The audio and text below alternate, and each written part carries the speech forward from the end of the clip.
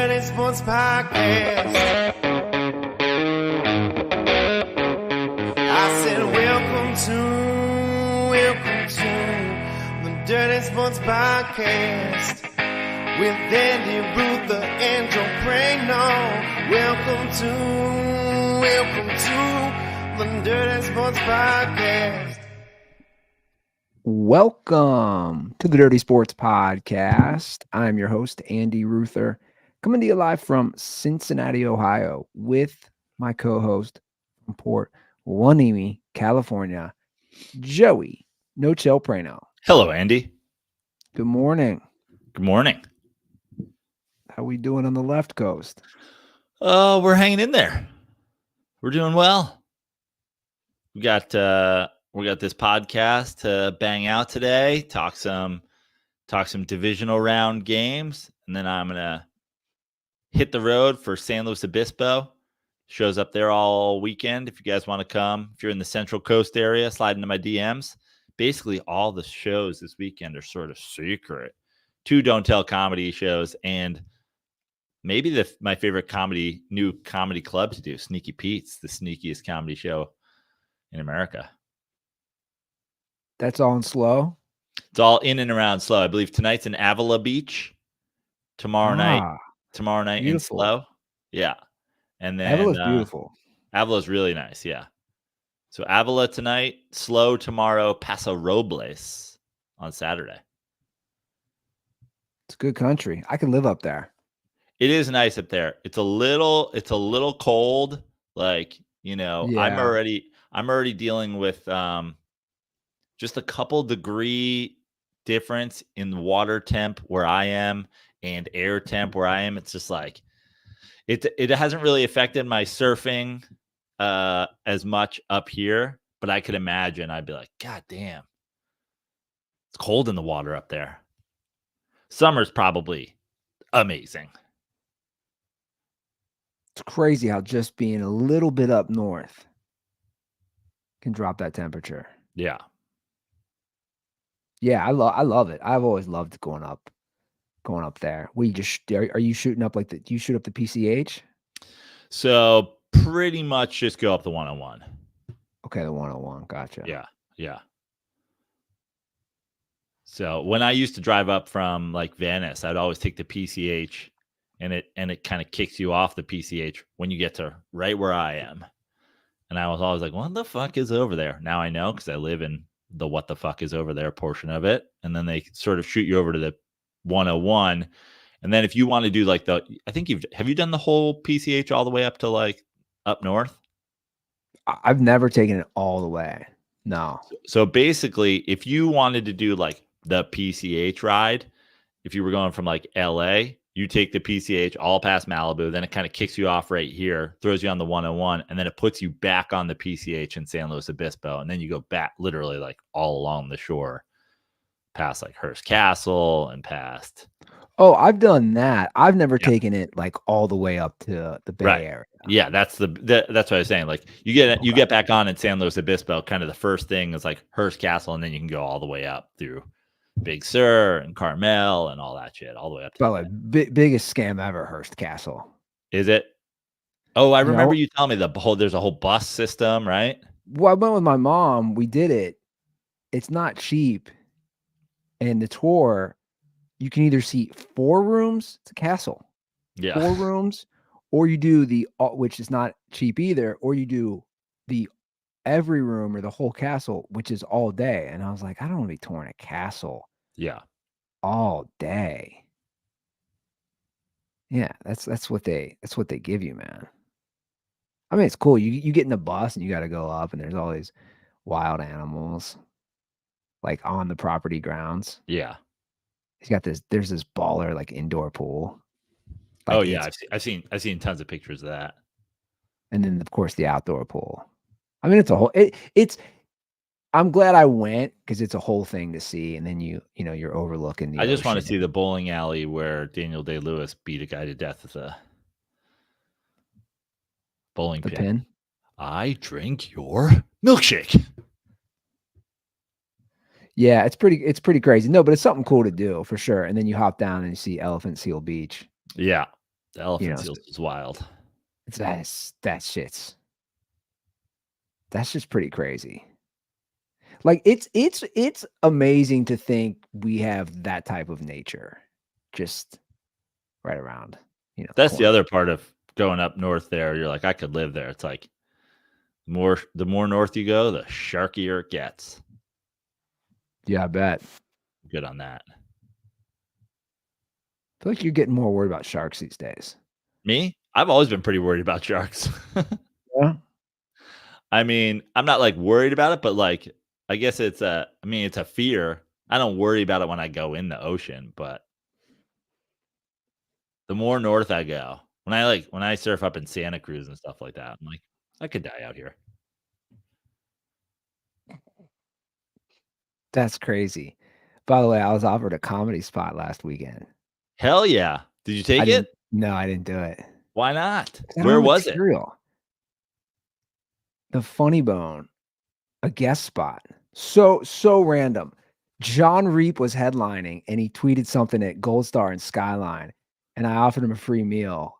And then he, I was just as the Twitter admin for Gold Star. And then we meet, we hang. Of course, it's a small world. I didn't know him. And the comedy world, I forget being so far removed from it, how many people we know. That's why I asked you if Eddie Ift had moved to North Carolina, because John had thought he did. And we were talking about that. And then he's like, "Oh, you're a comic? He's like, you want to do a guest spot tonight?" You had just done comedy. You got through 10 minutes, 12 minutes. The first night you were like, "Oh, I'm not even gonna do 5." Then you ran the light the first show. Well, I know, but so here's the thing. Hosting is different than a 5-minute tight material guest spot. But what's crazy is he actually sold both. He sold out both. That's a big room. They have a mezzanine. It's a big Funny Bone. It's way out and it's like 35 miles away from the city, right? It's in like a township strip mall type of thing. He sold out both shows that night. And I could have had a guest spot in one of them.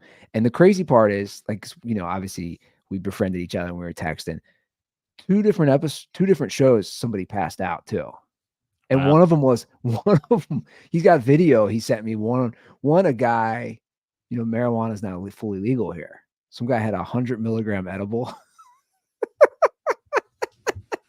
and passed out in the middle. I don't think it was during his act. I think it was during the feature act before him. And some guy just passed out in the middle of the act, and they're like, "Get a doctor!" And it's wild. If you guys will bear with us for a second, we're bringing in our guest now, Aaron Rodgers, who would like to talk about how it was not the edible. Aaron, what's your Aaron Rodgers impersonation? Oh, I wish I had an Aaron Rodgers impersonation. People it feels like Aaron Rodgers doesn't really have a distinct vocal thing, because if he did, I feel like I could do an Aaron Rodgers impression. Everywhere I go, people are like, Aaron Rodgers. Like, I don't see it. That's one I have never really seen. I get it when there's a mustache and glasses and a hat, but you hate Aaron Rodgers now. I just hate. He's one of those people. He's like so many people over the years where it's just like, why do I have to see you every day, dude? You're not even playing football. I have Aaron Rodgers. I'm just I'm tired of Aaron Rodgers. So my Taco Bell tweets are your Aaron Rodgers tweets now. Yeah. You love tweeting about Aaron Rodgers. That's the other thing about Aaron Rodgers is every time, Aaron Rodgers is the Taylor Swift for the NFL. If every time they showed Taylor Swift in the box, they also showed her giving a terrible opinion that she knew was a lie. So you don't like Aaron Rodgers? I'm just the other thing about Aaron Rodgers, I feel betrayed. I was like, oh, I like Aaron Rodgers. Aaron Rodgers seems like a good guy. Aaron Rodgers seems like a smart dude. Now he's on McAfee talking about the Epstein list, endorsing RFK, who's on the Epstein list. I'm like, what world do we live in at this point? Well, I haven't watched really much of that anymore. Here's the thing. I think he says things, and he's a contrarian, right? Which is a dumb thing to be. Well, I was funny you said. I was just about to say, I would say you and I are contrarians. Comedians, people with comedic backgrounds are traditionally contrarians. But Don't you think? Well, to some extent. But the other thing is just like to say I'm going to be a contrarian no matter what the take is like you know what I mean? It's like, hey, my brand is contrarian. So I'm like contrarian sports podcast host. I don't think Mahomes is good. And you're like, now you're just being a contrarian, right? Yeah. It's like, don't that's your brand is to be like, not every popular opinion is the wrong opinion, right? That's very like when I was in Brooklyn in like 2002, like the joke was always like hipsters were like, I used to like them and then they did this. You know what I mean? It's like, dude, I'm a New York rock fan. Like I'm to this day, I'm like a fan of the Strokes. And it's like you live in Brooklyn in 2003 and it's like, yeah, I mean, I liked the Strokes 2 years ago, but now, and you're like, we get it, dude. You don't like anything that everybody likes. Like, it's okay. It's okay to like some things. It's okay to agree with some popular opinions. Yeah, no, like that's In-N-Out for is sure. In-N-Out is delicious. Sure. When people are like, overrated, it's trash, the whole world, it's like, dude, it's a fucking good fast food cheeseburger. Like those people, like you're just being a contrarian. But again, do you think he's trying to be a contrarian on everything? Yes. But he has points that him bringing up things that were not mainstream that are mainstream now, like the Epstein list as it is in itself. That's really not a conspiracy. Right. That's not playing contrarian. Right. Being a contrarian is just randomly picking names and putting it on there. Be like Andy Ruther and Joe Prano from the Dirty Sports Podcast, probably pretty scared right now about the Epstein list. We're like, what the fuck are you talking about, dog? Yeah, but that again because I made fun of him on 2 episodes. That was him making a joke or trying to make a joke. And I just my biggest pet peeve about Aaron Rodgers is like, dude, why you keep lying all the time? He's lying all the time. This guy's lying all the time. The list of Aaron Rodgers lies is just like endless. So what are the list of his lies? So we can agree at this point Aaron Rodgers is a vaccine truther, correct? Well, I can agree that he definitely lied about his vaccine status on the Packers. Well, yeah, how he phrased it. Not only how he phrased it. What was the verbiage? He was inoculated or some shit like that. Not only that, and the NFL had rules if you weren't vaccinated, you had to wear a mask on the sideline. We can discuss, Andy. That could be you and I could agree. I don't know if you agree, but we could say that was a stupid rule. Yeah, we could say that's dumb. Do I necessarily think it's dumb? I don't know. I think there's a lot of people who, through the whole COVID thing, are getting shit on, and they were just like, I don't know what the fucking answer. I'm just trying to do the best I can. And there's some people obviously who made money off of this shit, and there's some people like, dude, that's the thing. It's like, I'm not some like, you're fucking, I'm just like, what are we talking about? You didn't wear a mask because you were pretending you were vaccinated. Straight up. The rule said if you weren't. So he wasn't not wearing a mask because he didn't believe in it or whatever. He was not wearing it because he was pretending he was vaccinated. So he lied about his vaccine. He lied about he was coming back from the Jets. I don't want to hear this fucking bullshit about he would have come back. No, you didn't, dude. You just insisted on attention. You wanted to be a medical marvel. The truth is, Aaron Rodgers is returning from an Achilles tear at the exact same time as everybody. 1 year later. Why did we do this whole medical marvel thing? Why did we do it? If I was going to be like, if I fucking did that, people would be like, what are you talking about? Like, the guy's just insisting? Like, I kind of hate the thing about Aaron Rodgers too. Again, I feel betrayed because it's like, dude, you just seem like not that guy. And now you're the epitome of an attention whore. Like people go, I'm sick of seeing Travis Kelce on anything. It's like, at least Travis Kelce's playing football. I'm sick of seeing Taylor Swift. At least she's showing up to games. Aaron Rodgers refused to step out of the spotlight. Dude, you got hurt. Bye. So my question would be, what did take the Pat McAfee show out of it? What would you have wanted him to do? Would you not want him on the sideline? Joe Burrow was on the sideline for the rest of the Bengals games. Sure. No, I didn't do that. Yeah. Joe Burrow wasn't on the sidelines fucking throwing passes with Jake Brown and being like, might be back tomorrow. Who can say? Maybe my finger is superhuman. Maybe my calf is, I don't know. I've been rubbing chili on it. But to me, it sounds like the vaccination status. Joe Burrow gave his fucking box to Browning. He was just like, it's your team now, dog. Put your family in there. He just did what every quarterback who gets hurt does.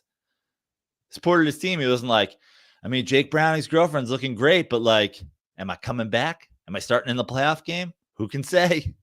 But that's what I'm saying. It seems like it's these two things, these two lies. It's just like, I'm just like, dude, you're just a hurt quarterback. Like, why are we, what is this? It's just like, dude, when you got hurt, you should have stopped doing McAfee.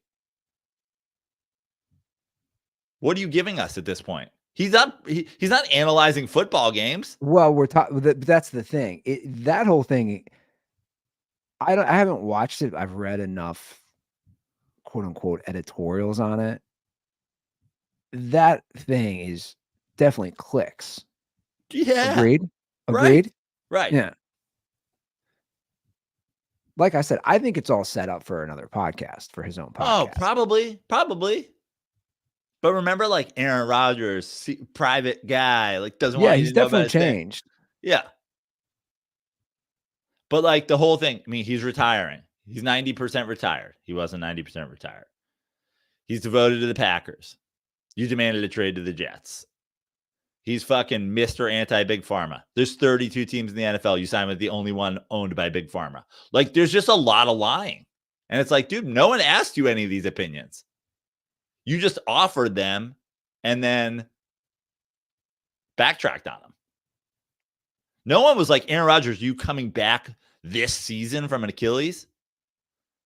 He could have been like, no one comes back the same season from Achilles. What are we talking about here? He was like, I had a fucking Achilles thing and I'm special. I'll be back this year. Went out of his way. I do think his teammates, wherever he's played, really like him. And I think that's important, though. Which was also true. We had tons of arguments on this podcast about Odell Beckham. All his teammates love him. Jameis's teammates love him. I don't know about the Jameis one. I mean, you hear some vocal people. I see a lot of body language too with him. Teammate guys like this guy is beloved by NFL is like this guy's this guy was a great NBA point guard, so he'll be a great NBA basketball coach. Or every NBA player puts Kobe over LeBron. It's like, cool, maybe we should stop asking them their opinions on things. I find him very interesting. I do. Rodgers? Yeah. I find it interesting. I'm interested. It seems like he's spinning. Like I find that he's sports Kanye. See, I wouldn't go that far. Everybody's personally. Like, Kanye's a genius. You can't argue with what he's done. Separate the art from the artist. Like, Aaron Rodgers is a great fucking quarterback. It's the only reason anybody gives a shit what he thinks. Well, I do think it's important to separate the art from the artist. Yeah, sure. Regardless, I can still. Aaron Rodgers is a better quarterback than Kirk Cousins. Bad example considering they're probably very politically aligned, but like Aaron Rodgers is better than Deshaun Watson. But I bet you they wouldn't be politically aligned. That's my point. If I was guessing. I don't think they would be, regardless. I mean, when it comes to the ESPN show and Pat McAfee, definitely talking about the subjects he's talking about are going to get clicks, are going to get headlines. But I'll play devil's advocate, which he likes to do. If he's going to go on there and he's not playing and the Jets stink, what does he talk about is the question. Well, dude, but that's the thing. Like that's what makes the Manning cast great. Is they're talking football. Honestly, the critique that you hear about the Manning cast, and I agree with the critique, is we got to the point where it was 3 quarters of Mark Wahlberg and blah, blah. Like, I don't need that shit. When they dialed it back to the playoff game of Bruce Arians and Ray Lewis, it's a better show. What is John Hamm thinks going to happen on this play? Let me tell you blatantly, I don't give a fuck. Eli Manning, what do you think is going to happen on this play? Like, that's the best part of the Manning cast. They're breaking that shit down. Yeah, I agree. Play by play. Aaron Rodgers is a smart guy who knows football. Why aren't you talking football? Why are you on here talking about, like, that was the thing about tuning in before. It was like, dude, Aaron Rodgers is going to do a half-hour interview every week. That's kind of like pretty cool. What do you think about the Jet season? You're like, forget the Jet season. Well, like I said, when all this went I down, have 10 veiled shots I need to get out to Travis Kelce and Jimmy Kimmel and ESPN. And I don't think that marriage lasts because of all that. There's too many factors. It's too complicated with him on Pat McAfee's show because you're on ESPN. Now, had Pat, stuck with being independent, yeah, right. it lasts. Right. I don't think. If Pat had stuck with being independent, Aaron Rodgers could go on and shit on ESPN all the time. What a great forum for it.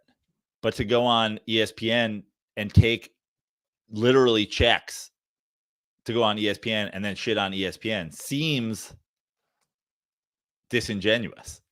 But it's also funny to me. It's almost like having 2 names signing your football checks.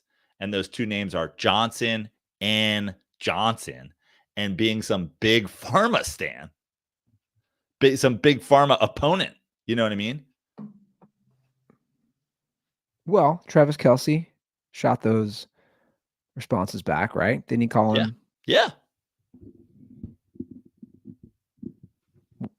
So I think he's obviously fully aware of that. It's crazy because the thing about Travis Kelce, it almost feels like the Kelce Brothers podcast, like,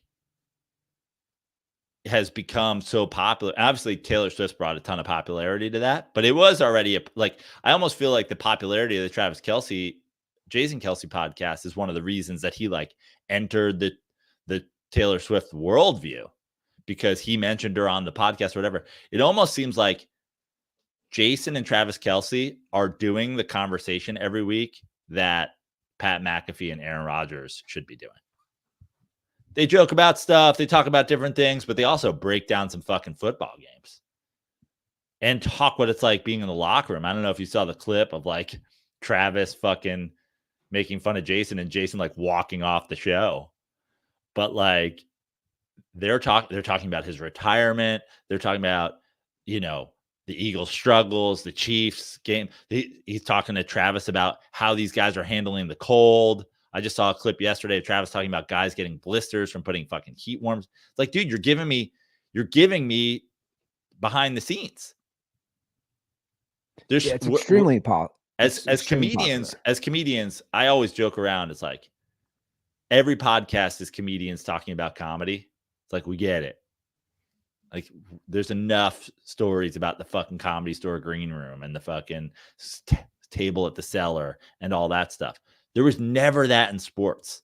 You never had the fucking under the hood look at sports. Yeah. Now you have one of the best quarterbacks in the world going on this podcast where they the guy's going to ask you any questions you want. And instead of being like, what's going on in the Jets locker room? How does he handle like mentoring Zach Wilson through this? How does he handle like Zach Wilson's fucking struggling, but the team's sticking with them and whatever. And it's like, he didn't even talk about it. Mr. Pfizer. You're like, all right, dude. All right. Well, the Kelsey brother, New Heights is, it's still I just looked, it's number one still on the charts. My girlfriend listens to it. Now, we also watched the Amazon documentary on them, which I thought was pretty good. The beginning of the NFL season, we watched it, which I know also elevates, but of course, him dating Taylor Swift elevates it to next level. But I think those are all fair points. Those are all totally fair points as far as the inside the locker room, what's going on, the no holds barred. We're going to let you in. And this is what it's like. I saw Jalen Rose make he tweeted a great thing the other day about like how everybody just insists on like creating content around the Cowboys. Like, oh, here we go. Whole off season of fucking talking about Cowboys. He's like, no, like, he's like, that's everything that's wrong with the sports media is like, now we're just going to force feed you Cowboys content. Well, his own network, I went to ESPN.com today. The top video, it's funny he says that. The top video on ESPN.com this morning when I'm eating my breakfast was a Stephen A video. Did not watch it because I don't care. Going off about the Cowboys accepting mediocrity. The lead story, which I perused through, was saying Dak Prescott is officially Tony Romo. Right. And they back it up with numbers. And it's pretty eerie. But that's my point. Like his own network is doing that.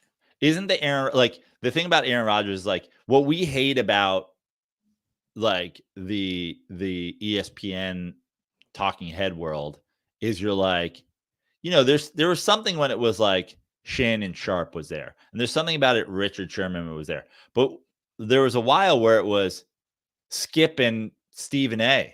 And you're like, are either of you qualified to talk about any of this stuff? It's just two random dudes fucking yelling at each other, making football fucking this about the Cowboys, that about the Cowboys. And then the complete mirror to that is like a punter and a quarterback talking about the fucking Epstein list. Well, and the difference also too is Aaron Rodgers is going to say what he wants. And to me, and again, this is not a shot, but maybe it is. Maybe it is a shot. It is Pat's not really adding anything. Right? Pat is the white equivalent of Shannon Sharp on the Cat Williams. Yeah, that's a good analogy. Oh, come on, Cat. I'm not even gonna be able to do a show here. I mean, the look like Pat moving away from the microphone. Here we go. Okay. You had to do this to me. Playing the like, I can't believe you've come here for 12 consecutive weeks and I've paid you to do it. And you keep saying the same thing over. I am appalled at the idea that I keep paying you to come here and say the same thing. It would be the equivalent of you being like, I'm in Prano with the Miller Lite stuff. I mean, again, here we go. This guy loves his beer. It's unbelievable. Can't believe he's here doing this again. Yeah, so they're not in-depth conversations, right? There's no back and forth. If you're going to talk about the Epstein list and the flight log and anything like that, there's got to be questions, there's got to be follow-ups, there's got to be some sort of discussion. It's not really a discussion. There's got to be somebody going like, okay, I was prepared for you to do this because you did it 3 weeks ago, and we're now doing the third episode about the thing that you said 3 weeks ago. Isn't it weird that you out of nowhere brought up the Epstein client list and also brought up your love of RFK's books while we have tapes of RFK saying he's been on flights with Jeffrey Epstein, that he, his wife, and Ghislaine Maxwell are friends? Is there no irony here? Yeah. But anyway, the point is, like, I would love to hear Aaron Rodgers talk about the Mike McCarthy situation in Dallas. Mike McCarthy is going to be the fucking head football coach of the Cowboys. Moving on, which for me is fan-fucking-tastic. Aaron Rodgers played with Mike McCarthy for fucking 12 seasons. And the whole world wants to know about Mike McCarthy's coaching ability. Why does Mike McCarthy Aaron, why does Mike McCarthy, everywhere he goes, always choke in the playoffs? It's a distraction. There's aliens out there. God damn it, Aaron. We just want to know about Mike McCarthy's coaching style. That is pretty ridiculous. And I am surprised that they're keeping him for a 5th season. I'm surprised at everything that's going on in the coaching world right now. It felt like I was so panicked as a Giants fan that Washington, Dallas, and Philadelphia all were going to potentially have new coaches going into next year. Mike Vrabel, Pete Carroll, Bill Belichick, and Jim Harbaugh are all available and looking for coaching jobs. And next season might be Dan Quinn, Sirianni back, Mike McCarthy back. I'm going to throw a fucking I'm going to be fucking champagning if that happens. So what did I say last episode? And I'm going to circle back to that. I said, I don't think Jerry Jones actually cares about winning because he won 3 titles early on. He just cares about money. And if that's the situation, changing things up means more work, means blah, blah, blah, blah, blah. And that's why he doesn't. That's my take. I don't think Jerry Jones gives a shit about winning. I was just listening to who did I just? Oh, I think I was listening to Simmons and Sal the other day, and they were like, Jason Garrett was the head coach for like 9 years. I was like, that's insane. That's insane that he was the head coach of the Cowboys for 9 seasons. Yeah, the Jerry Jones. You know what Jerry Jones is? I mean, Marvin Lewis lasted, 15, 16 seasons? He's like the Bengals, the Brown family with the 3 early chips. He doesn't make changes. His quote says it all. I believe this team is very close and capable of achieving our ultimate goals, and the best step forward for us will be with Mike McCarthy as our head coach. Fan-fucking-tastic. You're not close. You didn't win a single playoff game. You still have not even played in a NFC Championship game since the 90s. You're nowhere near close. You're just not. Andy, obviously my Giants fandom clouds my judgment. But imagine that you be an outsider from an outsider's perspective. Am I insane that I feel amazing about what's going on in the NFC East right now? The Jalen Hurts deal hasn't started yet. He has a no trade clause. No idea what's going on in their coaching situation. They're about to be in a bad cap situation. The Cowboys have an out from Dak soon, but they just threw their support behind Mike McCarthy. So it feels like they're going to do the same thing with Dak, which Dak is fine, but also didn't we just see what this as a built thing is together? Am I crazy that the Eagles are fucking on their way to potentially being disastrous? The Cowboys are just going to 8-8 forever. And now why do you think the Eagles are going to be disastrous? Because their defense is dog shit.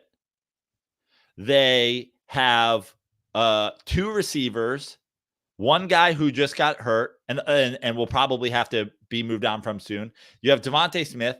They can't seem to consistently run the ball.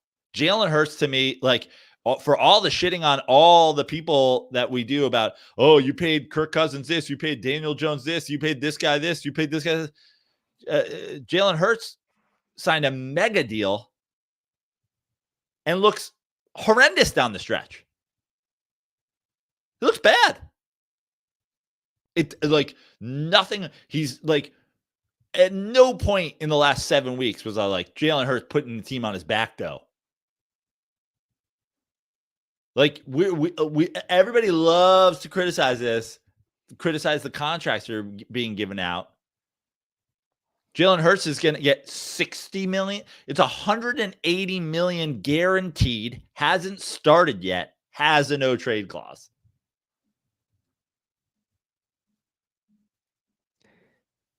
Yeah, but like, look, they just melted down the stretch. But I mean, they look, they can turn it around. It's not like they just played in a Super Bowl, man. But we've seen that. Doesn't that make you feel even worse about it? That they played in the Super Bowl, and then, I mean, if you look at how a wave breaks, it's like that was the high water mark. They played in the Super Bowl, then they lost in the first round and got boat raced by the Bucs after losing 6 of their last 7. Look, I think Jalen Hurts is a fine quarterback. I think he obviously has way too many turnovers, and that's a problem. That's the main thing to fix. I think he throws a pretty nice ball. I think his development as a passer has actually surprised me. And I think he has progressed, like overall through the years. Now, down the stretch, it was not pretty. It was not a pretty end. The whole team just wasn't pretty. But, I mean, say what you want, and I can play a call. We have a call from an Eagles fan. They won 11 games. It wasn't pretty. Your boys won 6 games, man. Yeah. Do you think the Giants finish ahead of the Eagles next year? Yeah. Yeah, I do. And I'm basing that on the fact that Nick Sirianni is their coach again. If Bill Belichick is their coach, I don't know if I agree with that. If Jim Harbaugh is their coach, I don't know if I agree with that. But right now, if they run this back, yes. All right, well, let me play a call. Hey, this is Mike calling from Albany, New York. And I wanted to call to respond to the infamous Eagles fan that called last month. As an Eagles fan myself, I don't understand how anyone, as an Eagles fan, could have watched that team this year and said, oh, yeah, we're good. We're going back to the Super Bowl. We've been shit all year. Absolute garbage. And I don't know if these people are just waking up and looking at the win-loss column, not watching the games. But if you were watching those games, I fucking hated watching those games this year because they played so bad. All of the wins could be chalked up to any given Sunday. They didn't do anything, to beat these teams. Teams beat themselves. They got lucky. A fucking streak of luck like I've never seen before in the NFL. And now you see that's what happens. You say paper tiger, they're a fucking wet dollar store napkin house cat. They're terrible. So, and when terrible teams have a couple injuries, face a little bit of adversity, they become even worse. And the wheels fell off, and I knew it would happen, unfortunately. But hey, it is what it is. I'm not going to cry about it. Anyways, stay dirty. Well, bye now. Okay, so he's saying guys, I'm not going to call them terrible. Well, they were terrible down the stretch. They were terrible down the stretch, and they looked terrible against Tampa Bay. That was an absolute ass kicking. It's like the Steelers team a few years ago that started 11-0, and everybody said they're the worst 11-0 team, which was true. Doesn't mean terrible. What the thing about this Eagles team that is like, they did this. It's remarkable how much it mirrors what happened a couple of years ago. Obviously, they won the Super Bowl with Nick Foles, but they were like, the coach isn't as good as that Super Bowl appearance. We paid Wentz and we shouldn't have. We did this. Now they got back to a Super Bowl relatively quickly, but it's like how many times can you do that? How many times can you do it over and over? You're like, I mean, they were just in the Super Bowl last season. So Nick Sirianni's probably the coach again, right? And he should be, in my opinion. Okay. Great. I love this. I just like you're gonna fire him already. And I hope not.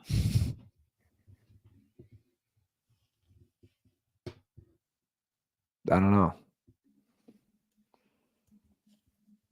I know, but again, like I would. You saying the Giants you think will finish higher than the Eagles? That's a bet I'd probably take. Okay.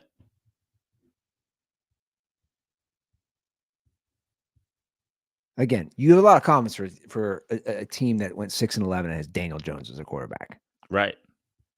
I do. Will Saquon Barkley be on your team? I have no idea. Who's going to be your offensive line? No clue. Do you think Eagles? Okay. I'm basing this on the trend of, first of all, Eagles were just fucking disastrous. The Giants beat the shit out of them with Tyrod Taylor. You have Jason Kelce probably retiring. You have the majority of the guys on your team that like are the centerpieces of your team aging out. Jalen Hurts. We could say, forget, I'm not even going to do overrated, but I am going to do overpaid and hasn't started it yet.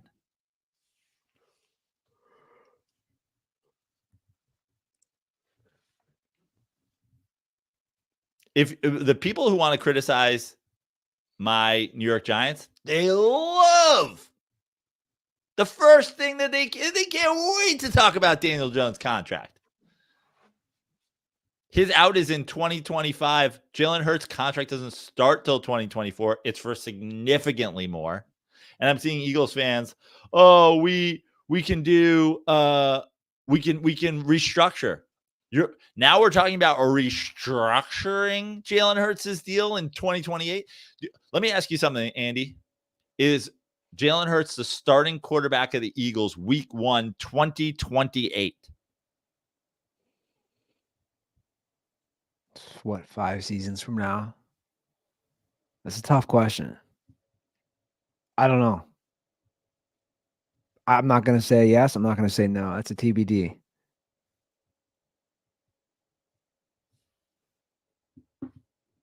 I don't know. I mean, my thing with Jalen Hurts, I think he does throw a decent ball. I just think you need to run less. But I don't know if that's part of his game. We'll find out. Right? We'll find out. Things are not going well when the tush push isn't working, and that didn't work in the 2-point conversion against the Bucs. Right. That's when you knew. I know it sounds ridiculous. That one little play, I said that's the state of the Eagles now. They can't even get the tush push correct. Listen, this is my take on the Eagles. Your defense is bad. Your offense can consistently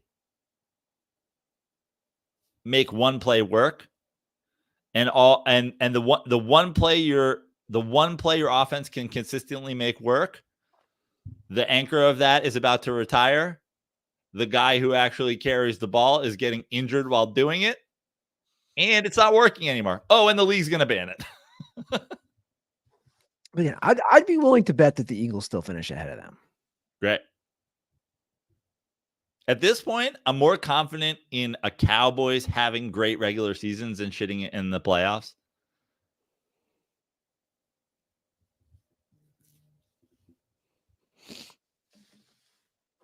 Well, again, a lot can happen. And like you said, you got some really good coaches out there. Belichick did a second interview with the Falcons. I really hope he doesn't go to Atlanta.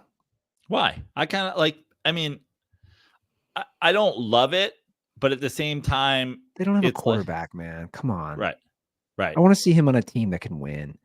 Like, it doesn't mean they can't win their division. Yeah. But I don't see the Falcons making a playoff run. I don't know. I want to see them They on are it. super talented, though, and young, and had a terrible coach. Where would you rather see Belichick? Where do you want to see Belichick? Well, one, I'm obviously we talk Chargers.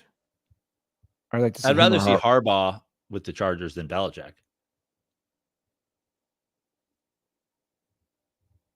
Yeah, I can see that.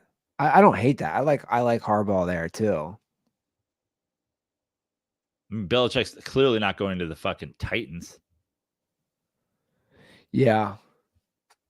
Belichick's apparently not going to Washington. Dallas is now off the table. That would have been an interesting one for me. Dallas. Yeah. Yeah. But and I said it last week, it's like it never really made sense.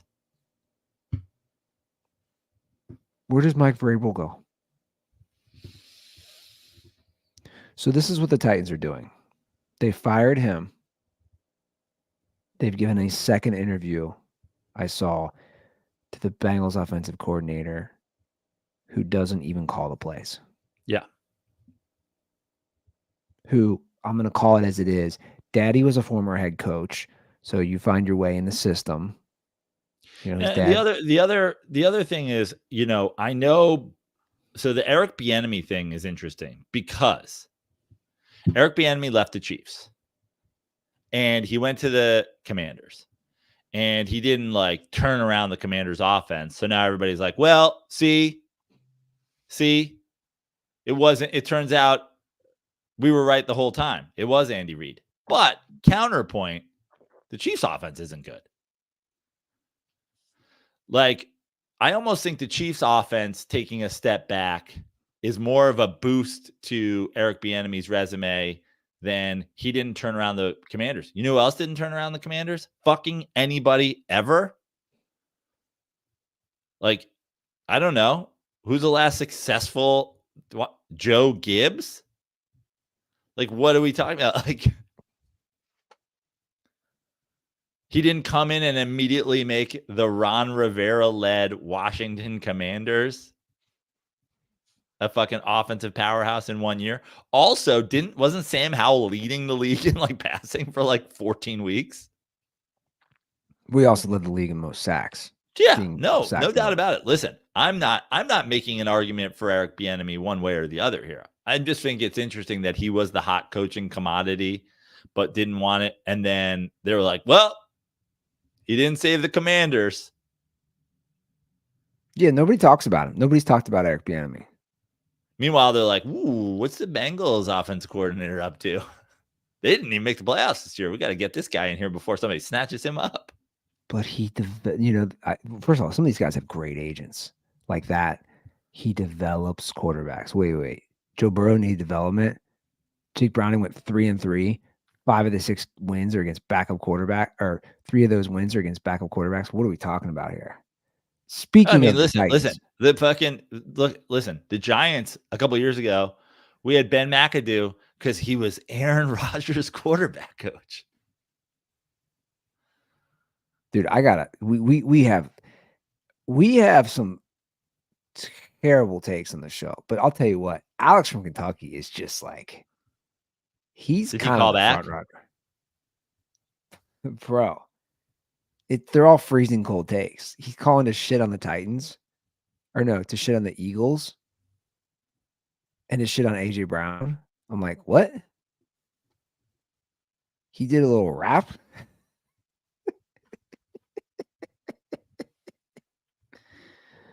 Oh my God. I'm going to start calling these calls. I just thought of something. We should call them. And also, since they do provide internet and phone service, we're just going to start calling calls from Alex from Kentucky Spectrum calls.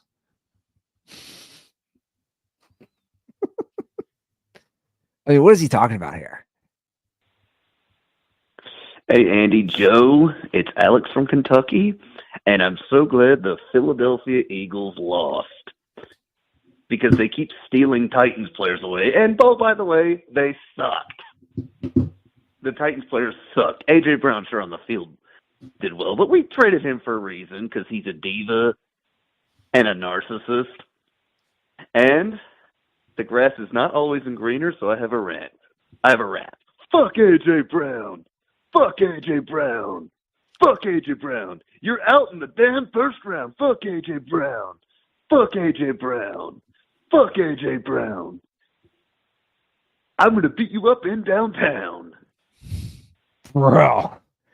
Spectrum calls. That's what this is. Spectrum calls. What is he even talking about? Dude, I mean, AJ Brown. What's amazing is you replaced him with DeAndre Hopkins.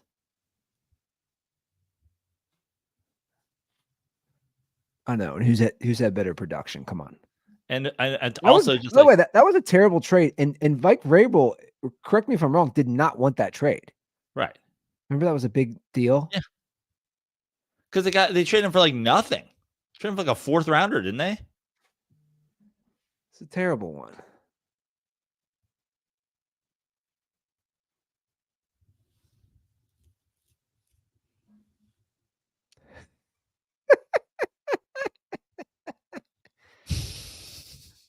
This dude apprenticed under AB with his rapping.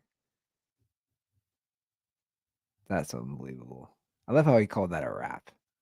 I want to know what Alex from Kentucky does. I want to know what he does. What he does for work. He's in Reno now.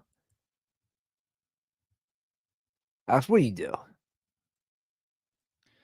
do? Alex from Kentucky, Alex from Kentucky should have his own podcast. Just because we always talk about dealing with the delusional fan bases here. Like, he should have on guests of other. He should have guests that are also delusional. Fucking. Like every week, he should host a show, have a rap rant to start it. With another whack packer. Yeah. And then be like, all right, this week, our guest is a guy who doesn't think Tua is getting enough credit and should be the MVP of the league. Now, you guys just got your ass kicked in the Super Wild Card round. Yeah, and Tua threw a lot of balls backwards. But talk about the, talk about the immeasurables of Tua. I love that you call it every time you call it this. You make sure to use that super wild card. I just call it the wild card still. You call it the super. You use super that NFL moniker. Yeah, it's super. The NFL got you in that branding. Yeah. Super wild card round. I was reading some things. They might, because the Bills Steelers game did great numbers too. They might end up going 2-2. Wow. And they said especially if that Monday is MLK Jr. Day, because a lot of people have it off.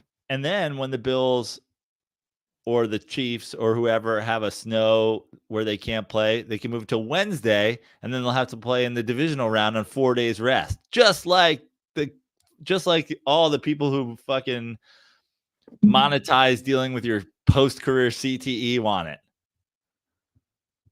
Yeah, that's something they'll talk about. Short week. How fun with a playoff game. Yeah, seriously. So, yeah, well, the Bills have 6 days. Now the Chiefs get an extra day. I want to clarify something from last episode for the record. I just want to clarify something. Here we go. Love this. I don't know what's going on here, but your face. Well, we had I had some rants about grown men crying, which is fine. I put out a poll on Spotify, and it seems the majority think it's okay for a grown man to cry, and that's fine. Again, what was your poll? Is it okay for a grown man to cry after his team wins? Oh yeah. Did you specify a super wild card game? No, I didn't specify. I just said. But then I saw there was a Reddit discussion about what I was saying about the parents watching games with their kids and the tryouts. And I did clarify on Reddit, but I want to clarify here. This was what was bothering me so much. Parents were saying they should reschedule a basketball tryout because it was during the Bengals game. So that was my gripe. I was like, wait, so these schedules, and think about it, they have, grades 3 through 8, so many different teams, boys, girls, they have to reschedule. And that was my problem, was that parents said, you can't have a tryout during the Bengals game. I'm going to counterpoint. What are we even having fucking tryouts for? You're just going to make a bunch of kids go get in layup lines, and then you guys are going to be there drafting like it's the goddamn combine? Well, they do. How about just line them up in fucking height order and go from the bottom to the top and go team 1, team 2, team 3, team 4, team 5, and then keep fucking going. There's an A team and there's a B team. So it's like, that's why they got to do the tryouts. Who are the top 8 to 10 kids? Who are the next 8 to 10 kids? But that was my problem, was that like parents are like, you can't do this during the 1 o'clock to 4 o'clock Bengals game window. I just wanted to clarify. That's why, to me, it was ridiculous. Also, but let me just be clear. This was recently when the Bengals were playing this isn't during like the AFC Championship game. No, this is October. And I don't know if Burrow's even playing at this point. He probably still is. Which I got a call from. It's tough to hear at the beginning. We got to step it up, be Indigo. He's calling for me now about what I have to say about Bengals fans. But it gets clearer in the call, and I'm ready, and I'm ready for this discussion, man, and I can have it. He says I go too hard at the Bengals. But let's get through the first few seconds or whatever, and then you can hear what he's saying. Okay. And I can't wait for Joe to hear this, because it's like Joe's gonna have a field day with this call. This is classic dirtball call. Like, it starts off, he's echoing. It sounds, I don't know where he's at. It's classic, just dirtballs leaving terrible calls. What's up? B, what's good? I don't know. I'm usually like calm on calls. Like, I don't What? really get angry or nothing. I ain't never really been angry at the show, maybe 2-3 times in like the fucking 8 years I've been listening. Love the show, all that shit. But Andy, you my guy. Leading the love here. You my guy. Fucks with you. Gotta stop this Bengals hate, bro. Gotta stop it. I don't know who you talking to. Like, these delusional fans. Like, I don't know who you talking to. But all these shit you take, making us look bad. You bring it up every episode. And, you just lay it up for Joe. Joe don't give a fuck. I don't blame him. He don't give a fuck. He ain't got no ties to the Bengals. He'll dunk up the Bengals. He don't give a fuck. So, Andy, you got to stop this, big dog. Come on now. If you hearing all these bad takes, just holler at me. Shoot me a text. Hey, what you think about this? You know what I'm saying? Like, I'll give you some neutral takes. Because I ain't a Zach Taylor fan anyway.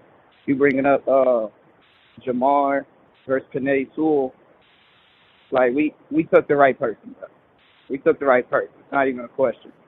Like, we don't have a crazy, innovative offense. Like, Jamar gets us those explosive plays. Like maybe our run game's slightly better because we got Penei Sewell. I don't believe that. Like, I don't know, where you going with this. Jamar's definitely going to make an All-Pro one year. And I definitely think the Bengals made the right choice. That's what I believe.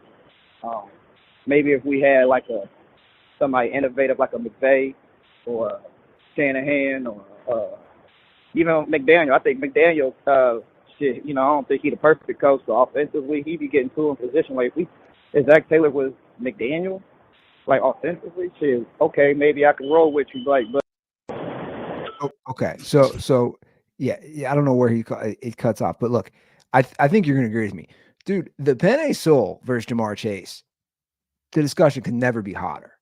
And I don't hate if somebody says they should have taken Chase. But, dude, listen to this right now. just some stats for everybody who like has followed this, because everybody said this was over after the first year and they made the Super Bowl. Here's some fun facts for everybody. Penei Sewell is the number one out of all the tackles in the NFL. He's the number one PFF rated tackle. He is the number one in run blocking. Now, again, I don't know how that works. He just made a first-team All-Pro. He gave up 1 sack this year. Conversely, since Joe Burrow has been drafted, he's been sacked the second most in the last 4 years, with missing 14 games. That's a scary stat. He's been sacked the second most in the last 4 years, with missing 14 games. You mean to tell me having a Penei Sewell wouldn't reduce that? Possibly reduce these injuries? Now, Jamar Chase has been great. Dude, I mean, we're talking, like, my opinion on this, like, it almost kind of doesn't fucking matter. I think Joe Burrow is good enough where you should be protecting him and letting him make receivers better. The fucking history of it is out there. The teams that do it, the teams that let, like, we just, like, the Dolphins are out. The Chiefs beat them. The Dolphins had Tyreek Hill. The Chiefs let him go. The Chiefs built a fucking defense. Patrick Mahomes is going to figure out the offense. Like, unless you're drafting some receiver who is Randy Moss, like, the idea is, oh, Sean McVay would have. Sean McVay, if they had Sean McVay, Jamar Chase wouldn't have been drafted. He wouldn't have taken him. Like I am of the opinion, I always backed you on this in terms of, you can talk about what right or wrong, but, like, forget what statistics have shown. In the moment, you either believe Joe Burrow is a generational quarterback, okay? In the moment of the draft, is Joe Burrow a generational quarterback? If you say yes, then you take a tackle to protect him, and you don't take a wide receiver because he'll just make regular guys elite. If you don't think Joe Burrow is a generational talent, then you go, well, I guess we should get him fucking receiver help and give him these guys that he wants and give him his best player and see what we can make and make him happy and blah, blah. If you think Joe Burrow is going to be a top 5 quarterback in the league, I don't care if Penei Sewell ripped his ACL the second day he played NFL football. It's the right call. Peyton Manning, Eli Manning, Patrick Mahomes, Aaron Rodgers, Phillip Rivers, Ben Roethlisberger. Look at the, we talk about AB, we talk about Juju, we talk about Santonio Holmes. How were their careers when they left? These were guys that were, like, not draft. Antonio Brown was a what round pick? Like, this is what you do. You have a great quarterback. He makes your receivers great. He's not going to make an offensive tackle great. And that's been my point all along. And Chase, no one's denying Chase game-breaking skills. But we're talking about the best tackle in the NFL, the best, versus a guy who has the 7th most receiving yards since he was drafted. Again, Chase is nice. Chase has affected games. Burrow's missed 14 games. Is anybody out there talking about the problem with Justin Herbert and the Chargers is that they don't have enough offensive weapons? Their defense couldn't fucking stop anybody. And their coach is a fucking idiot. No one's like, oh, this Chargers team would be way better if they had Jamar Chase instead of a fucking number 1 tackle in football. Honestly, it's just like, dude, again, this is kind of, these are the questions that you'd like to hear fucking Aaron Rodgers and Pat McAfee talk about. These are the things that the Manning cast should be talking about. Dude, you'd rather have an elite receiver or an elite tackle? Now, Aaron Rodgers weirdly is like obsessed with talking about or grumbling behind the scenes about his like weapons, and then also brought everybody he's ever had a coffee with to the Jets with him. So I don't know. Maybe that's a whole, but like, I just feel like if you go on the Manning cast and you go, hey, your team has the number 1 overall pick. There's an elite tackle out there, or there's an elite receiver. You as a quarterback, Eli, Peyton, who do you want? Like, I just think that there's no chance that they say the receiver. I agree. I think they're both saying tackle. And again, especially a guy who, look at the Lions' run game. Guys, we're not talking about helping a little. We're talking about an elite run game versus a team that's had bottom 3 running game the last 2 years. Let me ask you something about Patrick Mahomes and the Chiefs and Andy Reid. Do you think Patrick Mahomes was asked about Tyreek Hill leaving before they made that move? Yes. And they were like, listen, we can get you help on D. We can get you help on the offensive line. But we can't do that and pay Tyreek what he wants. And they won a Super Bowl instantly. We can't pay Travis Kelce what he wants and pay Tyreek. Like the bottom line is, you have Travis, you have Tyreek. If you pay them both, you know that means we're going to have to win in a shootout, and this offensive line problem that they had before will continue. You don't think Patrick Mahomes gave the go-ahead on Tyreek Hill leaving? I guarantee you he did. The stats actually mean nothing to me. Well, yeah, and when you're an elite quarterback, what's the thing you want most? Time. When you give these guys time to throw the ball, it really doesn't matter who's out there. They're going to find somebody open, and they're going to throw it in that window. I'm telling you, everyone can say, especially Bengals fans, oh, you shit in the Bengals. They are going to regret this. Mark my words. They already are. If not now, they will regret it. You build these teams from the line up, and it took Indianapolis way too long, and look what happened. Generational QB they wasted. It's how Joe, let me ask you this. But also, even when you break down the statistics, like, what are we talking about? Joe Burrow missed games because he got hurt. Like, what the fuck are we talking about? I know.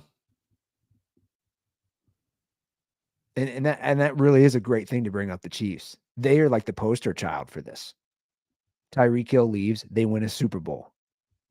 Tyreek Hill leaves the next year and the offense isn't that good or isn't comparable to what it was. They beat the team that he went to. Yeah. And that's why I think the Chiefs are, fuck, man. I leave it this way, and we'll hop into the games.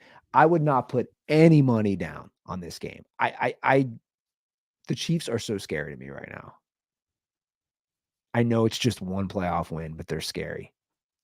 And you're talking about a guy who made some very small money bets on the Bills winning the Super Bowl and the Bills winning the AFC Championship.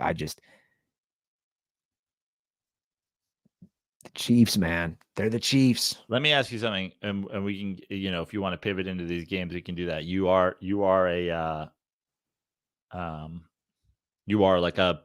become like a Buffalo Bills. I don't want to say you've taken on Buffalo Bills as one of your newest favorite teams, but you're certainly, you said early, I believe in the Bills. You also said Josh Allen turnovers. So Josh Allen doesn't turn over the ball in the first game of the playoffs. Does that scare you? Oh, 100%. Would you have rather Josh? Like, the thing is like, if Josh Allen turned the ball over twice in that game, you're like, yep, this is what he does. He turns the ball over, and now I'm worried about that for the Chiefs. Or are you like, fuck, man, I mean, literally, what statistical probability? What are the statistical probabilities of Josh Allen not turning the ball over 2 games in a row? Well, what did you say? What have you said all along? And I have agreed with it. Can Josh Allen put together 4 games? And I won't even say no turnovers. I'll say this. Can Josh Allen put together 4 games with 3 or less turnovers? So a little less than 1 a game. I don't know. And I'm not sure if he can. And that's why 0 turnovers last game. I think, okay, so they're through 1 game, but like it was the Steelers and it was at home and it was cold. And like, I'm almost taking that out. I almost think even if you have a single turnover a game from here on out, if Josh Allen only turns the ball over once per game from here, they could win the Super Bowl. Okay. But if he turns the ball over more than once, maybe we don't even know how that pans out because you might not make it to the next round. Now, I think as far as us picking games go, did we split last weekend because I got the Bills and you got the Bucks? Correct. I mean, he's look, and that's what's crazy about this week's games. All the spreads are big minus that game. I don't know why the spreads are so big this week. Sounds like Andy's taking some dogs. Yes. I will tip my, I'll play my hand. What's the saying? What am I trying to say? Tip your hand? Tip my hand for sure. I mean, these spreads are, in my opinion, ridiculous. And we'll start with the 2 biggest spreads on Saturday. You have the Texans and Ravens. I know CJ Stroud didn't do his turnover game we thought he might happen. Rookie QB looked great. It's a 9-point spread, man. I know. It's high. It's too high for me. I'll just start off. Like, I'm taking the Texans. The Texans can score, man. And their D, they don't have the best D, but you have a defensive-minded head coach. 9's a lot for me. It's too much. I'm on the fence with this one because the fact that it's 9.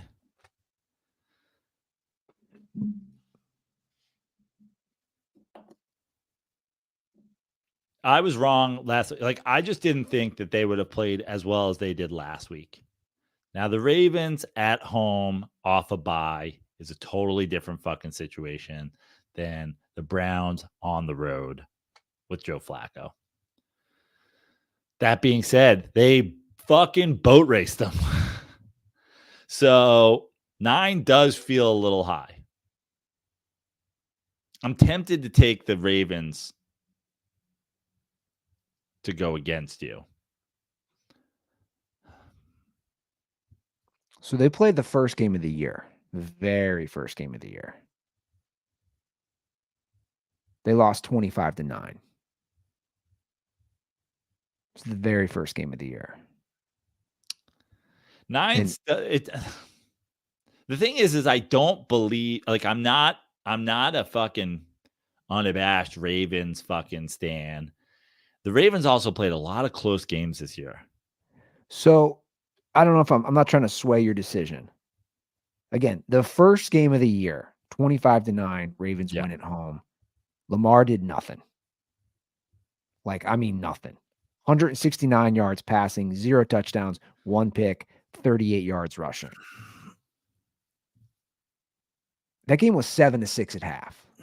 So that's part of my thinking is they've already played there. Oh my God. It's the bye week. It's the bye week that's making me fucking want to pick the Ravens because I'm like, you got a good coach. You get a chance to get healthy. It's at home. The whole world thinks CJ Stroud is fucking whatever. But I got to say, another thing that's on my mind is like last week, I went against kind of the public sentiment on a lot of games and it didn't help. Like a lot of people were like, oh, fucking, the Packers are going to play a great game against the Cowboys. And I was like, I don't know. Seems suspect. I'm going to go with you.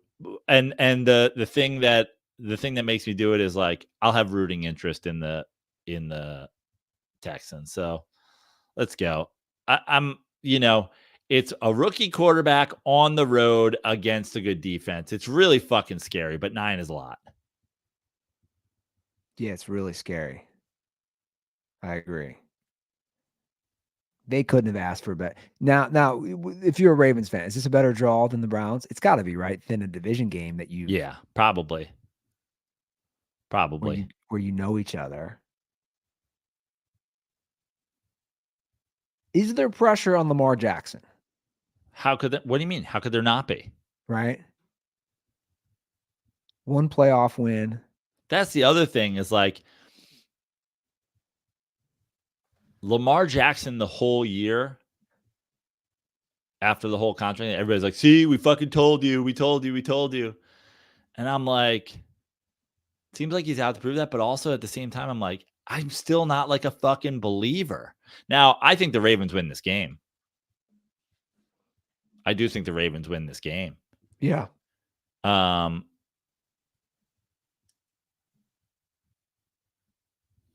But 9's just too much, man. But it's just barely too much. If it was 7, I'd be on the Ravens. I feel like I'm gonna end up regretting this one, but I'm gonna ride. I'm gonna ride with CJ. I think this is a game early after the first quarter. If Yeah. it's close after the first quarter, I think it's going to be a close game. If the Ravens are up 10 after the first quarter, they're going to run away with it. I don't see this. This is I think maybe I'm going to say this is the only game this is the game I'm least sure about. Spread-wise, this is the game I'm least sure about. I'm not questioning my decision. Like, I already know what I'm doing for all the next ones. What's interesting about I've proven you wrong and all the Lamar fans, this season didn't even come close to his MVP season in 2019. Also the prove you wrong. Like, the bottom line is, dude, you guys, like, he has an MVP. Now he's going to have a second MVP. Well, how many AFC championship games? Like, what? Like, just get to an AFC championship game, which you can do. Here. Yeah. You can do it here.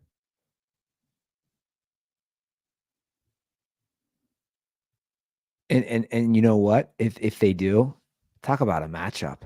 I mean, look at that. You're either going to get the Bills with Josh Allen or the Chiefs with Patrick Mahomes. Talk about an AFC championship matchup if the Ravens win. If the Ravens somehow do lose this, and I think they win too, that is a huge blow to him. Huge. The other game is also a large spread. The Giants. I'm mixing up my sports. The San Francisco 49ers are 9.5-point favorites against the Packers.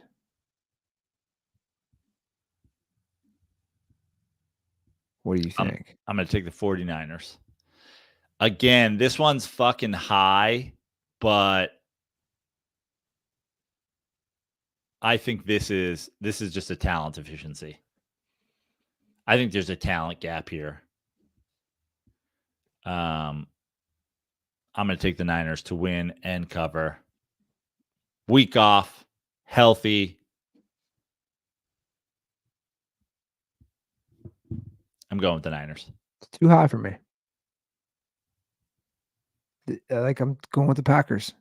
Now, I know they had a great game last week, and this could be a little Dr. Jekyll and Mr. Hyde kind of game where, oh, shit, Jordan Love throws 2 picks, and the Niners D's all over him. I could see that.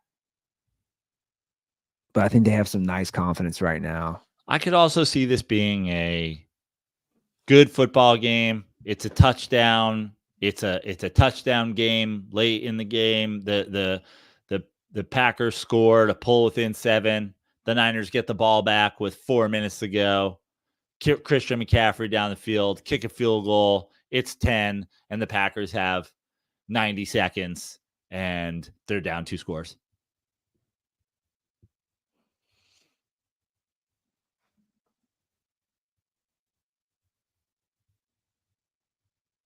So this will be Brock Purdy's 3rd playoff game because he got hurt in the second one last year. Correct. Yeah, I just think it's such a big spread, man.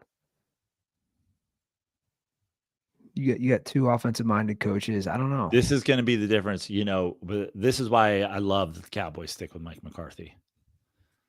You're going to see the difference in you're going to have the Packers be a litmus test. The Packers have a good coach, but you're going to see the difference between going up against the Packers with a young team and a good coach when you have a great coach and when you have a shitty coach.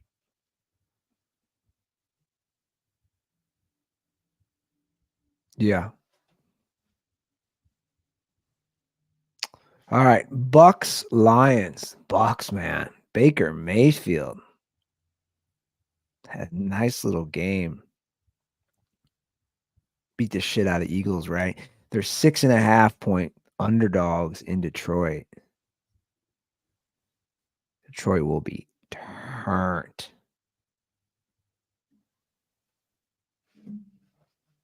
Another one, I'm taking the underdog. I'm also taking the underdog on this one. I think the Lions win this game. I've already put you guys in.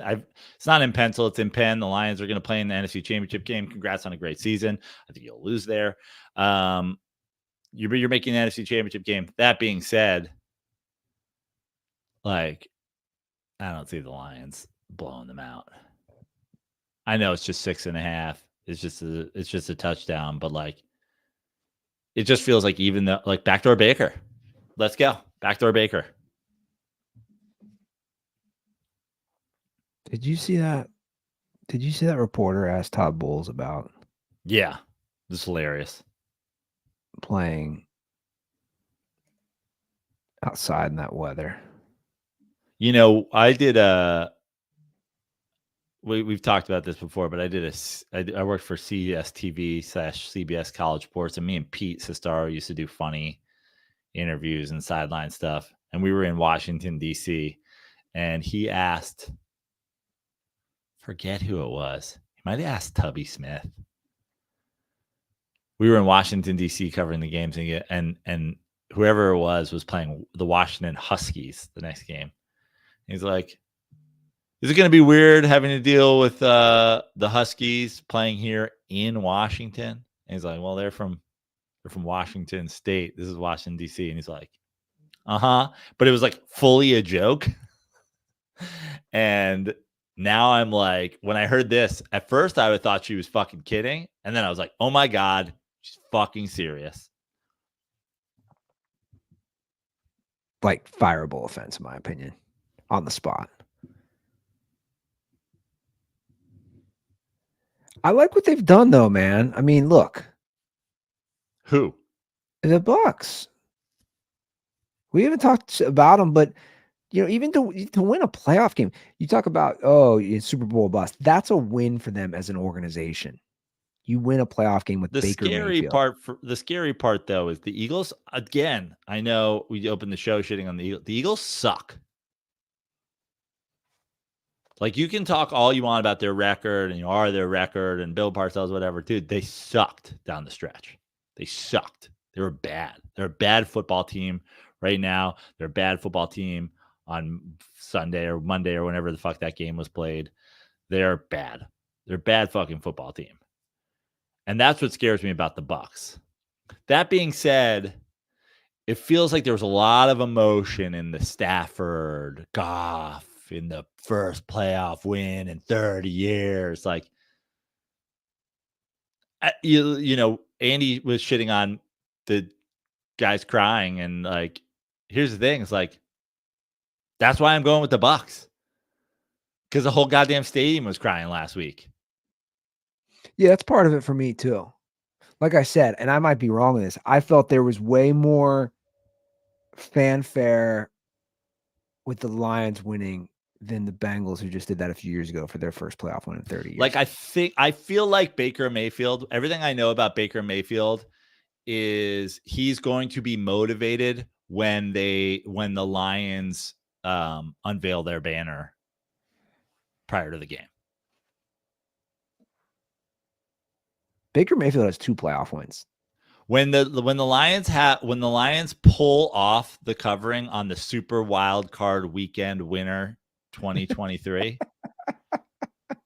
I think it's going to, and men are hugging their children and kissing them and crying and the whole stadium sobbing. I feel like it's going to give Baker some power. We can say we're here when they unveil the banner after 30 years. Baker's going to be like, fuck that noise. I lived inside the Cleveland Browns stadium for a while. Like I just said, Baker has 2 career playoff wins. Yeah. So to put things in context, which is kind of interesting, Baker has more playoff wins than Kirk Cousins. He is the same as Dak Prescott, who will enter his 9th year next year. It's kind of fascinating when you look at it from that angle. I think the Bucs lose, but I do think they make it close. I'm rooting for the Bucs. Sorry, Detroit. Now here's the deal. I'm rooting for the Bucs, but should the Lions win, I'm going to pivot into like, let's just see the Lions in the Super Bowl. Fuck it. I don't think it'll happen, but if the Lions win, I'm on your side. I want to see the Lions in the Super Bowl. Let's just do it. Let's do it. I think the Lions win this game. I think they get backdoor Bakered. And then I just think great porn name, backdoor Bakered. And then I think they get undressed by the San Francisco 49ers next week. Yeah, I think there's a good chance too. I think they're like when you see that dog, when you see a dog that gets like it's a big puffy dog and then they shave it down and it looks just like a naked dog. I think the Lions are just going to get shaved naked.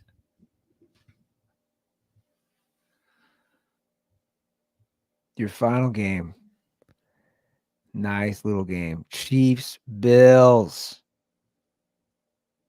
in Buffalo. Bills are sitting on a 3-point favorite right now. So we're calling it an even game at a neutral site. Bills obviously won earlier in the year in Kansas City. Do the Chiefs get a little payback? Before you answer that question, I have another question. Which team has a better shot at beating the Ravens in Baltimore, the Bills or the Chiefs? The Chiefs. The Chiefs. Interesting. I am taking the Chiefs. I'm taking the Chiefs to win the game. And I'm angry at the fact that you're also going to take the Chiefs because you're such a devout fucking Buffalo Bills guy that I just the Andy Ruther trying to convince the Dirty Sports Podcast listeners right now that he believes that the Bills are going to win this game, but that the Chiefs are going to cover a +3 is shameful on his behalf. In his heart, he believes the Chiefs are winning this game. In his heart, he believes the Chiefs are winning. You do seem to have access to my heart. All week I've said, oh man, these Chiefs, I just don't want to bet against them. Hence, I said I would not touch this. But here's what I'll do. In my heart, I agree with you. I believe the Chiefs win this game. Oh, wow. What do you mean, wow? So that's I know. I know. I almost felt like you were. But I almost felt like you were afraid of losing a couple points on. No. You didn't let me finish. Right. In my heart, I believe the Chiefs win this game. I know. But I am rooting for the Bills, and I will also pick the Bills to win and cover for our little fun picks. Wow. But you think the Chiefs win this game? I do. I just don't know why. I'm just like, ugh. Now, let me ask you something, because Josh Allen, you can't turn the ball over. I don't know. Home game for the Bills. You said if the Bills get in, they're dangerous, but you were just still think they are. And let me ask you, you like the chances of beating the Ravens?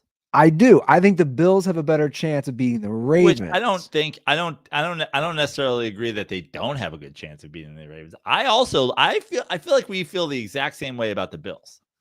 Like, I like the Bills. I think the Bills are super dangerous. I think the Bills, like, when they got in, you're like, yeah, they could be in it. But at the same time, it seems like, oh, the Bills had to go to Kansas City for those games. Now it's in Buffalo. Oh, the Bills are hot. And Kansas City, it's their down year. It's the revenge. I'm like, God damn, if I don't still fucking think, as much as I like Josh Allen, that Patrick Mahomes, like, this feels Brady-esque. Feels like we had a couple years after, when you look at the whole fucking Bill Belichick, Tom Brady thing, they did it for so long that there were so many of these games. Oh, they're not in Foxborough. Oh, they got to go here this week. It might be tough for them in Baltimore. Oh, they're got to play in Denver. Oh, no, this game's in fucking San Diego. And every goddamn time, I don't know who I'm rooting for in this game, because I do love the idea of the Taylor Swift ruining the fucking Chiefs season. But I'm taking the Chiefs to win the game. Will she be there? I don't know. It's a great question.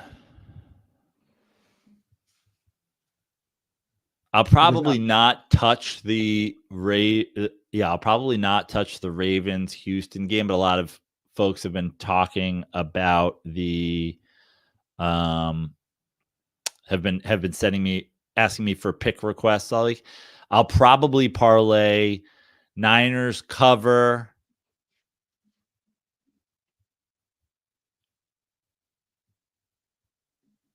Lions 1 to 6 point win, and Chiefs money line. And I'll probably bet them all separately. Would you be surprised if the Bills handled them pretty easily? I'd be surprised if they handle them pretty easily. I won't be surprised if the Bills win the game. I'd be surprised if they handle them pretty easy. Even if the Bills win, and Bills fans should know this, even if you win, your buttholes are going to be pretty tight in the last 2 minutes when Patrick Mahomes has the ball and he's got a chance to come down and you're up 8. And you're like, motherfucker, if this dude comes down and then has like a Travis Kelce shovel pass to the goal line for a 2-point conversion and we got to go into overtime, I'm going to fucking kill myself. They've never not played in an AFC Championship game since Mahomes has been their quarterback. They've never not played that game at home, too. Correct. So you brought up all those Patriots teams. Now, if you look at the numbers, I don't have them in front of me, but I do know most of those games were played at home as well in Foxborough. It's going to be a fun game. I expect it to be a fun game. I just don't trust Josh Allen, man. No, I'm going to pick the Bills. I'm going to root for the Bills.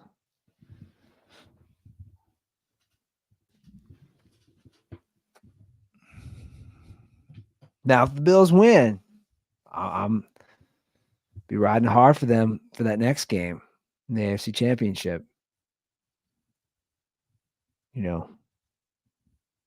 Look ahead, possible Super Bowl berth. I mean, the Bills haven't lost ever since Sean McDermott confessed to being a member of Al-Qaeda. I know. It's a very weird fucking thing. Yeah. Have you seen the memes? Yes, I have. They're so funny. What did he say again? I think he was like talking fondly about Al-Qaeda's commitment. I gotta pull up the quote. It was such a weird quote. You're like, why would he say that?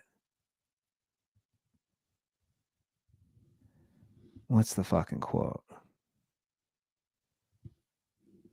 Oh, this is it.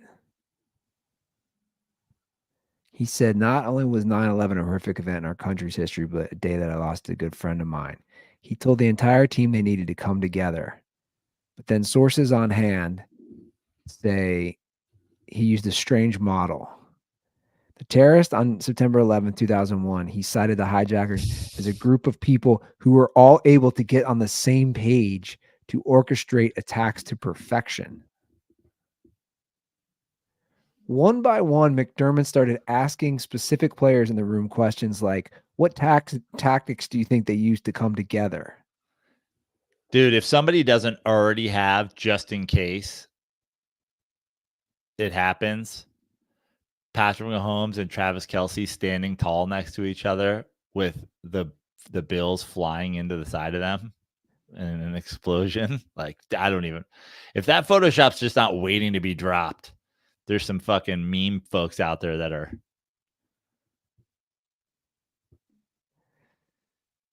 That's hilarious. By the way, your brother, Mikey's trying to send me. I'm not stupid, Mikey. I don't know if you're listening to the show. You're probably not listening live. He sent me a text. I know it's trying to get me the guy with the big dick. Yeah. He sent it to me already. I was like, I already know what's in this.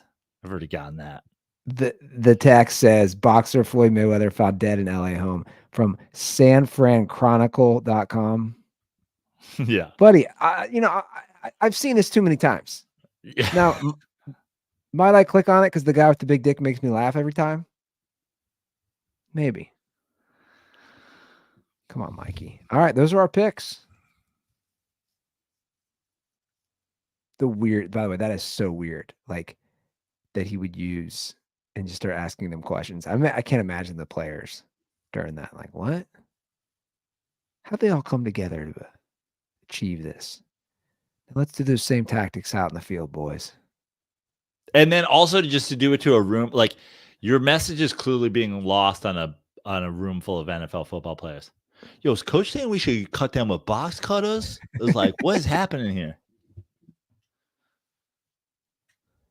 What tactics do you think they used to come together? A young player tried to methodically answer. What do you think their biggest obstacle was? A veteran answered, TSA. TSA didn't even exist before then. Yeah. Fun fact. TSA existed after that, which is a whole. Yeah, if Aaron Rodgers wants to do some, I was just gonna say, let's bring Aaron Rodgers wants to do some Pat McAfee fucking conspiracy. How about the fact that the military-industrial complex made literally billions fucking looking at our clothes and our underwear and our shoes and whatever, because fucking the 9/11 attacks and the shoe bomber Richard Reed, whose shoes didn't go off. That's a fucking fun one, dude. But then, of course, next year, don't go play in the USFL for the Boeing Jets. That'd be a weird fucking. That'd be a weird move. All right, those are the picks. Let's wrap it up. That's the show, man. Guys, I got a bunch of comedy shows coming up. Follow me at Joe Prano on Instagram. Shows all weekend in the Central Coast. Slide in my DMs if you want to come. Show Sunday night at the Improv in Hollywood. I got shows coming up in Vegas. I've got shows coming up in Arizona. I've got shows coming up in Utah. More shows in Vegas. Other Vegas shows. New York, New Jersey, Connecticut probably in the works. So just follow me on all social media and come see a show. That'd be great. Yeah, give us a call. Let me know what you think, guys. 310-359-8365. All questions are on the table. Nothing we can't answer. Nothing. So let me know. But to bridge two topics, if you call, do not call from inside one of the 9/11 planes like Be Indigo. Yeah, tough to decipher when you're doing those calls. Don't really know what's happening there. We need to talk to Andy. Andy's going hard at the Bengals. Like, these guys are going hard into the cockpit right now. I don't really know what's happening. The door of this plane, it has blown off. But they are just telling us to stay. Yeah, you know where you made the call from when that panel ripped off that plane and all the wind was going through. My man's phone was floating out of his hand about to go. They were saying no one was sitting in that seat. In fact, B Indigo was sitting in that seat, but he was pulled out of the panel and called on his way down to Earth. Dude, can you imagine being in that plane? That's insane. And people just like, I'm gonna film this. You remember how cold it would be in there? Oh yeah. That's insane. All right, guys, that's our show. Thanks for sticking with us. We'll be back on Monday. Have a great weekend. And as always, stay dirty.